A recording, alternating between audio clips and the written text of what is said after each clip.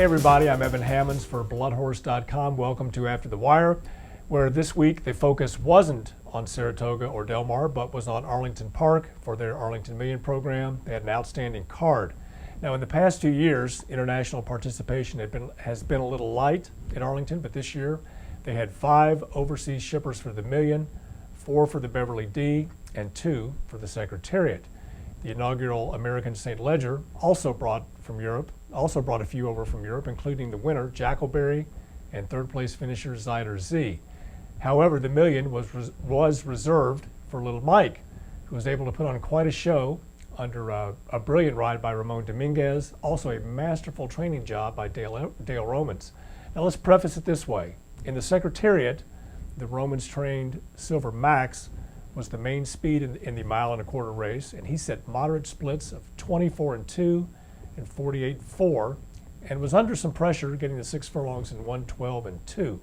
Now, on the other hand, Little Mike in the Million at the same trip got a 25 flat of 49-4 and a 115 flat fractions, and he was under a very tight hold by Dominguez. He let him go at the head of the lane, and he was gone.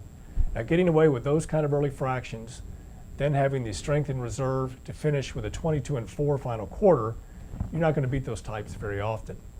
Now, it was a win-and-you're-in race for the Breeders' Cup Turf. Little Mike, who is proven at a mile and even at a mile and an eighth, was making his first start at a mile and a quarter. But breeder and owner Carlo Vaccarezza was quick to say after the race, if anybody asks, we can go a mile and a half. Well said. Now, as for the rest of the Million card, when the gates opened for the Beverly D, Aruna was the 3-1 favorite. Now, she stumbled coming out of the gate and trailed throughout. She also stumbled again coming around the final bend. That was a big disappointment. What wasn't a disappointment was the closing strides of Marketing Mix, who just missed by a head to the Irish runner I'm a Dreamer. In the Secretariat, Daddy Longlegs put pressure on Silver Max after 6 furlongs, as we mentioned earlier. That essentially knocked both of them out of the race by the head of the lane. However, both of them were going to get run by anyway by the Aga Khan's Bay Rear, who looked really strong in the stretch. Now, Silver Max and Summer Front struck the front a bit early and faded late, were the top 2 3-year-old turf runners in the land heading into the race. Now, they still may be, but they have a ways to go to match strides with the likes of Bay Rear. At Saratoga, Questing simply crushed a very talented field of runners in the Alabama. After 6 furlongs and a demanding 109-3, jockey Irad Ortiz Jr. was standing still on Questing as they cruised along on the lead, as the riders of all those behind them were pumping and driving, neither one of them making up any ground. Now, while she was all over the track in the stretch, there wasn't anybody in front or behind her, so it didn't really matter for Questing. She's moved to the top of the 3-year-old filly heap, but we'll have to smooth things out if and when she's sent out after older fillies.